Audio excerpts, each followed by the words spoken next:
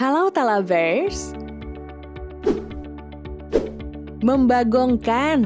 Iya, satu kata yang terucap dari bibir kita pas lihat harga Agya terbaru yang udah tembus 1/4 M. Padahal mau gimana pun mobil ini menyandang status sebagai mobil murah. Terlebih lagi di segmen ini, selisih harga dikit aja bisa berdampak signifikan sama calon konsumen. Kita yakin banyak orang yang pada melipir buat ambil unit second yang bertebaran di pasaran. Alasannya logis, selain harga yang jauh lebih terjangkau, biaya operasional buat bikin mobil ini bisa gelinding juga kecil banget. Mengingat bensinnya irit dan jarang minta jajan. Tapi kalian harus berdamai dengan kekurangannya ini kalau pengen meminang unit second-nya. Seperti yang udah kalian lihat, tarikannya berasa bolot banget terutama buat yang pakai transmisi otomatis 4 percepatan zaman Majapahit itu. Pas diinjek gas, mobilnya berasa nggak kemana-mana. Walaupun keadaan stop and go di dalam kota, mesinnya ini terkhusus yang masih pakai unit berkapasitas 1000 cc udah lebih dari cukup. Penyebabnya, kurva torsinya pada ngumpul di tarikan bawah semua, yang bikin tenaga atasnya hilang. Emang bener-bener diciptain buat macet-macetan deh ini mobil. Untungnya buat yang bermesin 1200 cc, keluhan itu udah agak minim. Ngomongin soal mesin, unit dapur pacu 1000 cc berkode 1KR-nya yang dipakai di versi pre-facelift dan tipe rendah versi facelift, punya satu problem krusial yang kemungkinan bisa jadi red flag buat banyak orang.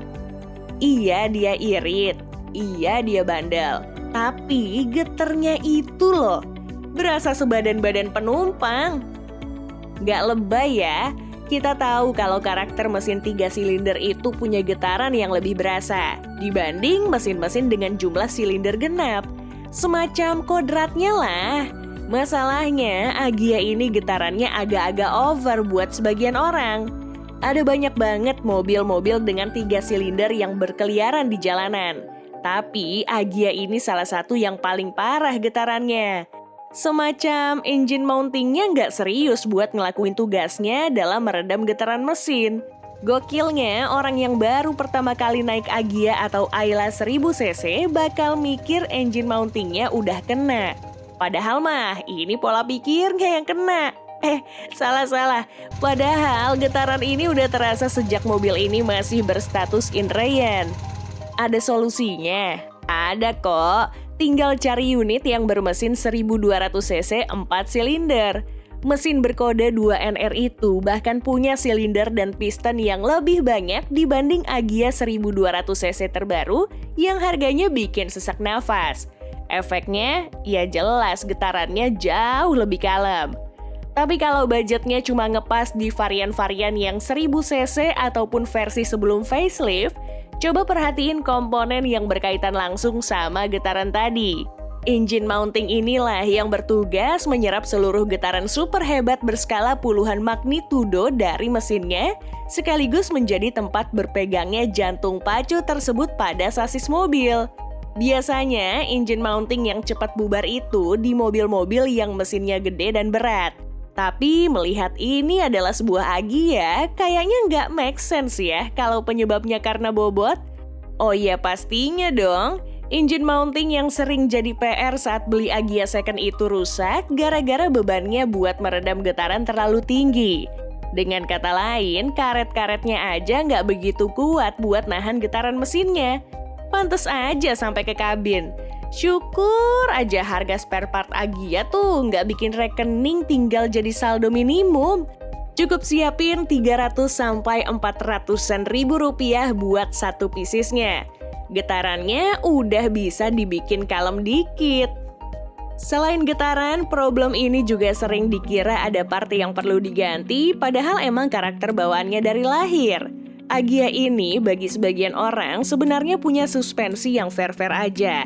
Tapi entah settingannya gimana, body rollnya berasa mobil jangkung. Emang sih, ground clearance-nya nyampe 180 mm, yang mana itu tergolong tinggi banget buat sebuah city car.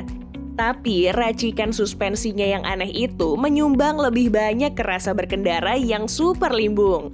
Malah ada yang bilang nikung di kecepatan 60 km per jam di mobil ini udah berasa deket banget dengan dunia lain. Saking seremnya.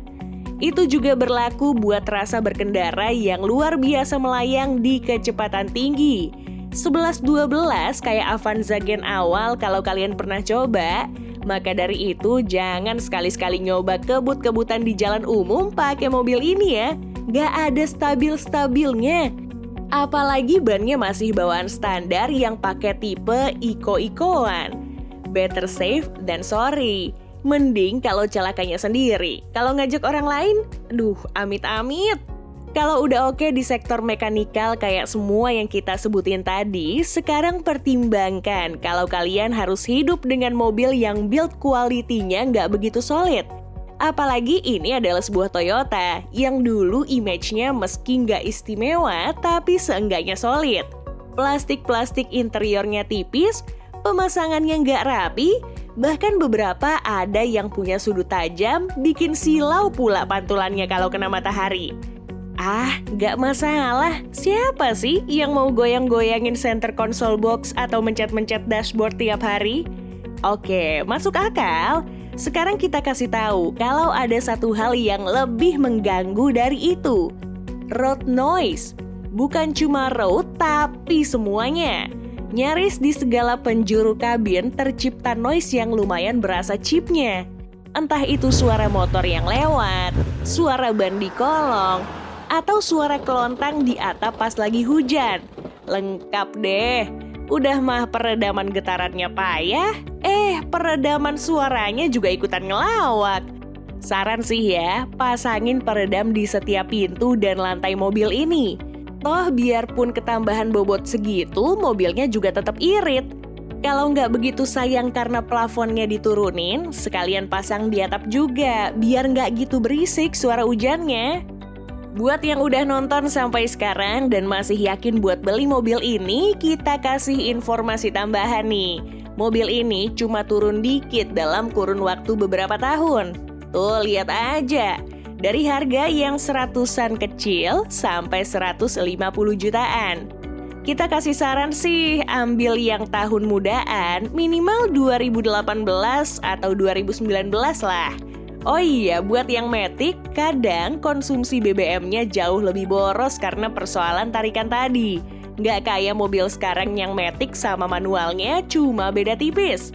Maintenance mah gampang, olinya aja cuma butuh 2,7 liter.